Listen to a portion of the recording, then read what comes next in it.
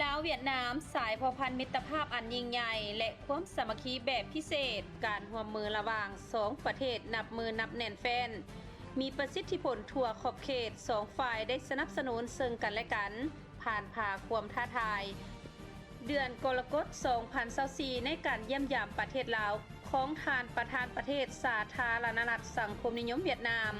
ท่านโตเลิมเลขาธิการใหญ่พรรคคอมมิวนิสต์สสเวียดนามการนำ2ประเทศได้กดปุ่มเปิดใช้งานอย่างเป็นทางการในพิธีการกดปุ่มโครงการก่อสร้างระบบคุ้มครองพลเมืองและออกบัตรประจำตัวที่สาธารณรัฐประชาธิปไตยประชาชนลาวในเวลาเดียวกันการนำกระทรวงป้องกันความสงบทั้งสองประเทศได้มอบบทบันทึกความเข้าใจเกี่ยวกับการก่อสร้างพันขยายระบบคุ้มครองพลเมืองนี่แม่นโครงการที่มีความหมายและความสำคัญเป็นพิเศษในขบวนการก่อสร้างรัฐบาลดิจิตอลประเทศชาติดิจิตอลข้อมูลพลเมืองแม่นกุญแจสำคัญในขบวนการก่อสร้างเป็นรัฐบาลดิจิตอลเพื่อเฮ็ดให้การจัดตั้งปฏิบัติเวียกงานการพันขยายโครงการที่สำคัญดังกล่าวในวันที่2สิงหาคม2024สหายพลเอกวิไลลาคำฟองรัฐมนตรีกระทรวงป้องกันความสงบได้เป็นประธานกองประชุมเผยแพร่ขยายโครงการทั่วประเทศกองประชุมยังมีการเข้าร่วมของหลายกระทรวงคือกระทรวงเทคโนโลยีและสื่อสารกระทรวงภายในและกระทรวงตำรวจเวียดนามในวันที่17กันยายน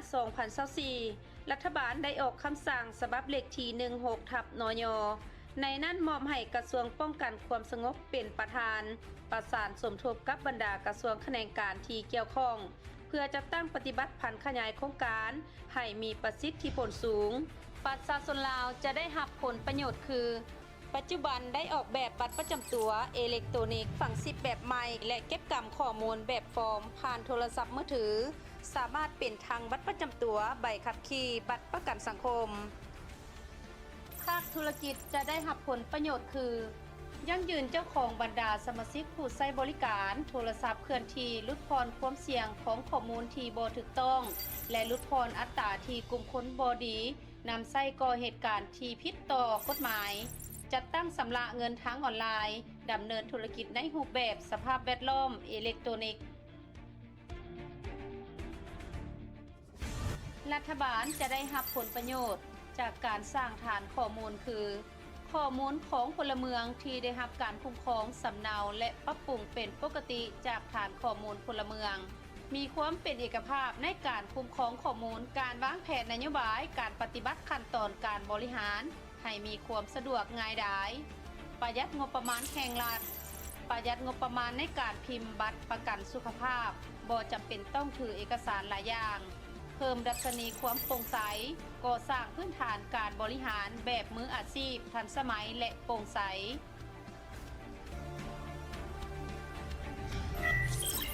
ปัญหาใหญ่ประกอบมีทางด้านกฎหมายข้อมูลพื้นฐานโครงสร้างความปลอดภัยของระบบทรัพยากรบุคลากรและต้นทุนบางหน้าเวียกของโครงการได้รับการจัดตั้งปฏิบัติผันขยายอย่างเร่งด่วนเป็นต้นกระทรวงป้องกันความสงบ2ประเทศได้ออกแผนการไว้หลายฉบับในการจัดตั้งปฏิบัติผันขยายโครงการบรรดาหน่วยงานที่ขึ้นกับ2กระทรวงตามหน้าที่และเวียกงานของตนเพื่อจัดตั้งผันขยายให้มีประสิทธิผลกระทรวงป้องกันความสงบลาวได้จัดตั้งคณะผู้แทนขั้นรัฐมนตรี3ท่านคณะผู้แทนขั้นกรม2ท่านไปเยี่ยมยามและถอดถอนบทเรียนประสบการณ์ผันขยายโครงการเวียดนามและได้ส่งพนักงานจำนวน20สหายไปเวียดนามเพื่อประสานสมทบก่อสร้างโครงการและกระทรวงป้องกันความสงบเวียดนามยังได้จัดตั้งคณะผู้แทน2ท่านเฮ็ดเวียกอยู่ลาวเพื่อดำเนินสำรวจ5กระทรวง3กรมกอง4ตำรวจท้องถิ่นปัจจุบัน2ฝ่ายได้เอกภาพมติเห็นดีประกาศใช้เพื่อรับใช้เวียกงานผันขยายโครงการออกแบบสำเร็จ6ซอฟต์แวร์กับบรรดาขบวนการชั่วคราวเพื่อปฏิบัติจัดตั้งผันขยายโครงการในนั้นมีขบวนการโอนถ่ายเอกสารสำเนาสำมโนครัวเพื่อปฏิบัติจัดตั้งผันขยายโครงการ ในนั้นมีขบวนการโอนถ่ายเอกสารสำเนาครัวเป็นเอกสารอิเล็กทรอนิกส์และโอนย้ายข้อมูลติดตั้งซอฟต์แวร์คอมพิวเตอร์จำนวน444เครื่องให้แก่18แขวงและ148เมืองยกระดับการส่งสัญญาณเป็น5เมกะไบต์ในขอบเขตทั่วประเทศและมาฮอดปัจจุบันปกส.เมืองอยู่บรรดาแขวงได้หันสำเนาครัวเป็นดิจิตอลทั้งหมด 13,418 ฉบับในจำนวนของแฟ้มเอกสารสำเนาครัวทั้งหมด 761,996 ฉบับปัจจุบันศูนย์ข้อมูลหลักห้องแผนที่ดิจิตอลได้รับการออกแบบและติดตั้งอยู่กรมคุ้มครองสมนครัวและก่อสังหฐานศูนย์ข้อมูลสำรองได้รับการออกแบบและติดตั้งอยู่กรมสกัดกั้นและต้านอัคคีภัยเพื่อตอบสนองตามความยังห้องต้องการในการโอนถ่ายข้อมูลและโอนถ่ายสมนครัวเป็นเอกสารอิเล็กทรอนิกส์กรมตำรวจคุ้มครองความเป็นระเบียบเรียบร้อยทั้งสังคมกระทรวงตำรวจเวียดนามได้จัดตั้งปฏิบัติมอบหับและติดตั้งบรรดาอุปกรณ์อยู่ที่กรมคุ้มครองสมนครัวและก่อสังหฐานกระทรวงตำรวจลาวสืบต่อพันขยายติดตั้งซอฟต์แวร์เพื่อหับใส่ในการโอนถ่ายสมนครัวเป็นเอกสารอิเล็กทรอนิกส์หับประกันให้ได้ห้อยส่วนห้อยของบรรดาเมืองแขวงอยู่ลาวได้เชื่อมต่อระหว่างระบบลาว PIM กับระบบโอนถ่ายข้อมูลกรมคุ้มครองสมนครัวและก่อสังหฐานกระทรวงตำรวจลาวได้สมทบกับกรมตำรวจคุ้มครองความเป็นระเบียบเรียบร้อยทางสังคมกระทรวงตำรวจสสเวียดนามจัดตั้งฝึกอบรมให้พนักงานตำรวจจำนวน358สหายเกี่ยวกับเวียกงานโอนถ่ายข้อมูลเป็นเอกสารอิเล็กทรอนิกส์และพร้อมด้วยคณะ5สุดทั้งหมด125สหายที่ขึ้นกับกรมเพื่อช่วยเหลือ125เมืองในเวียกงานติดตั้งแนะนำเกี่ยวกับระบบซอฟต์แวร์เชื่อมต่อสายส่งและจัดตั้งปฏิบัติการโอนถ่ายสมนครัวเป็นเอกสารอิเล็กทรอนิกส์ให้16แขวงบัตรประจำตัวแบบใหม่เก็บกำแบบฟอร์มและรูปแบบการเก็บกำข้อมูลผ่านแอปพลิเคชันบรรดาปัญหาข้อคงค้างเกี่ยวกับพื้นฐานด้านนิติกรรมปัจจุบันสาธารณรัฐประชาธิปไตยประชาชนลาวยังบ่ทันมีบรรดาเอกสารข้อกำหนดกฎหมายเฉพาะเกี่ยวกับเรื่องงานการคุ้มครองข้อมูลพลเมืองการคุ้มครองข้อมูลบัตรประจำตัวเกี่ยวกับการกำหนดทิศทางด้านการเมืองภาระบทบาทของผู้นำโดยเฉพาะแม่นบทบาทการชี้นำพาที่เด็ดขาดใกล้ชิดติดแทดของการนำอยู่บรรดาท้องถิ่นยังมีบางข้อจำกัดยังบ่ทันสามารถจัดตั้งปฏิบัติได้อย่างแท้จริงแขนงการและบรรดาอำนาจการปกครองท้องถิ่นยังบ่ทันมีประสิทธิผลสูงด้านการรับประกันเงื่อนไขที่จำเป็นเกี่ยวกับงบประมาณพื้นฐานโครงล่างการรักษาความลับยังบ่ทันตอบสนองได้ตามความเรียกร้องต้องการที่วางออกเวียกงานการโฆษณาเผยแพร่ต่อกับโครงการยังบ่ทันได้รับการสุ่มใส่จัดตั้งปฏิบัติการเอาใจใส่การประสานงานของบรรดาแขนงการอำนาจการปกครองท้องถิ่น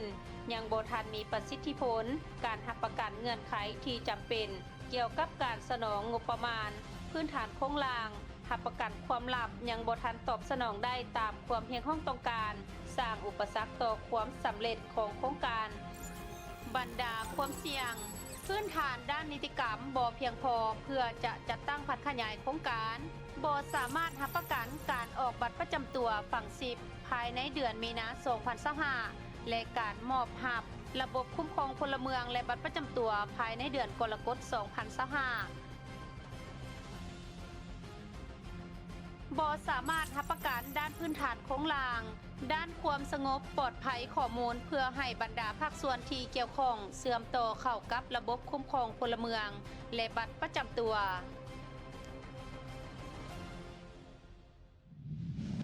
เพื่อรับประกันการปฏิบัติโครงการให้ประสบผลสำเร็จและมีประสิทธิผลสูงคณะชี้นำได้จัดตั้งกองประชุมเป็นระยะหีบด่วนเพื่อแก้ไขปัญหาข้อยุ่งยากส่งเสริมการดำเนินการแก้ไขปัญหาให้มีประสิทธิภาพในการดำเนินโครงการหัวหน้าแต่ละหน่วยงานต้องมีความรับรู้เข้าใจอย่างถูกต้องมีความตั้งใจทางการเมืองสูงมีความตั้งหน้าและมีหัวคิดประดิษฐ์สร้างในการจัดตั้งปฏิบัติโครงการเพื่อเพิ่มทวีการกวดกาติดตามความรับผิดชอบของผู้นำ บทบาทของสมาชิกภาคพนักงานรัฐกรเอาใจใส่เป็นพิเศษต่อเวียกงานการรักษาความปลอดภัยและความปลอดภัยของข้อมูลเลือกเอาการทดลองเวียกงานผันขยายที่เหมาะสมเพื่อเรียนรู้จากประสบการณ์และปรับใช้ทั่วประเทศประสานงานเหตุเวียกงานร่วมกันอย่างแน่นแฟ้นระหว่างบรรดากระทรวงแขนงการองค์การหน่วยงานต่างๆเพื่อร่วมดำเนินการได้แก่ห้องว่าการสำนักงานนายกรัฐมนตรีต้องสร้างมาตรฐานปรับโครงสร้างขบวนการลดพรและลดความซับซ้อนของขั้นตอนการบริหารกระทรวงภายในสมทบกับกระทรวงป้องกันความสงบลาวในการเชื่อมโยงประสานสมทบและแบ่งปันข้อมูลระหว่าง2ระบบเพื่อรับใช้การออกเลขบัตรประจำตัวเฉพาะสำหรับพลเมืองกระทรวงเทคโนโลยีและการสื่อสารต้องประกาศใช้บรรดาระเบียบการและมาตรฐานศูนย์ข้อมูลสร้างบรรดาเอกสารระเบียบการคำแนะนำเทคนิคการเชื่อมต่อแบ่งปันข้อมูลระหว่างบรรดาหน่วยและหับประกันพื้นฐานโครงล่างสายส่งเพื่อตอบสนองความเพียงห้องต้องการของการเชื่อมต่อเชื่อมโยงแบ่งปันระหว่างฐานข้อมูลประชากรแห่งชาติเกี่ยวกับประชากรและบรรดาข้อมูลของบรรดากระทรวงแขนงการกลุ่มไฟฟ้ากวดกาคืนบรรดาข้อติดขัดของไฟฟ้าหับประกันการสนองไฟฟ้าให้บรรดากระทรวงกรมแขนงการและท้องถิ่นอย่างเพียงพอบรรดากระทรวงกรมและแขนงการทบทวนเก็บพร้อมพื้นฐานโครงล่างเมื่อมีความจำเป็นในการเชื่อมต่อกับฐานข้อมูลประชากรแห่งชาติสำหรับบรรดาหน่วยงานภายใต้กระทรวงป้องกันความสงบลาวได้สำเร็จการสร้างบรรดาเอกสารข้อกำหนดกฎหมายต้องได้กวดกาคืนบรรดาเอกสารนิติกรรมที่เกี่ยวข้องกับการกำหนดพลเมืองบัตรประจำตัวพลเมืองกรมโฆษณาอบรมต้องเผยแพร่ผลประโยชน์และบทบาทของระบบพลเมืองบัตรประจำตัวพลเมืองเพิ่มทวีเวียกงานด้านบุคลากรและโครงทางการจัดตั้งกรมพนักงานต้องช่วยเหลือด้านกำลังพลและรูปแบบการจัดตั้งสุขยุส่งเสริมการโฆษณาเผยแพร่หน่วยงานที่ขึ้นกับบรรดากลุ่มใหญ่ต้องให้คำแนะนำในการเชื่อมต่อฐานข้อมูลที่มีอยู่กับฐานข้อมูลประชากรแห่งชาติรับประกันการปฏิบัติตามหลักการ5 บรรดากลุ่มปัญหา 1. ด้านนิติกรรม 2. พื้นฐานโครงล่างเทคโนโลยี 3. การสร้างฐานข้อมูล 4. รับประกันความสงบปลอดภัยข้อมูล 5. การแต่งตั้งบุคลากร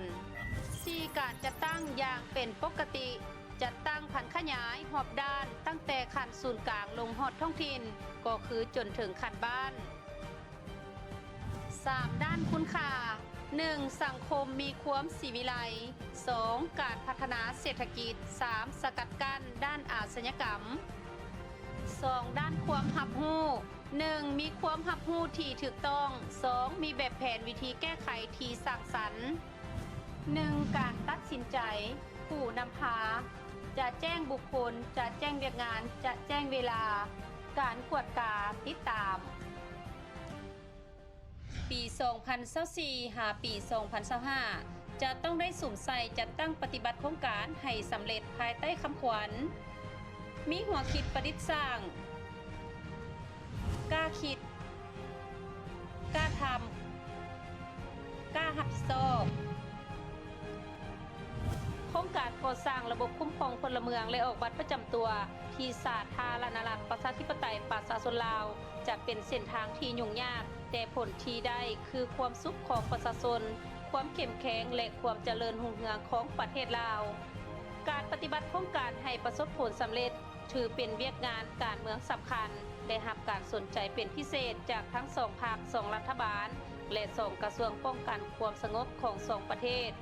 และความสำเร็จของโครงการคือเป็นสัญลักษณ์สายผูกพันสามัคคีพิเศษระหว่างลาวเวียดนามยกกระชับความร่วมมือระหว่าง2 ประเทศสายผูกพันระหว่างลาวเวียดนามให้สดใส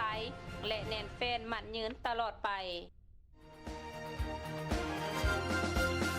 ชาวเวียดนามเขาหาแข่งกัน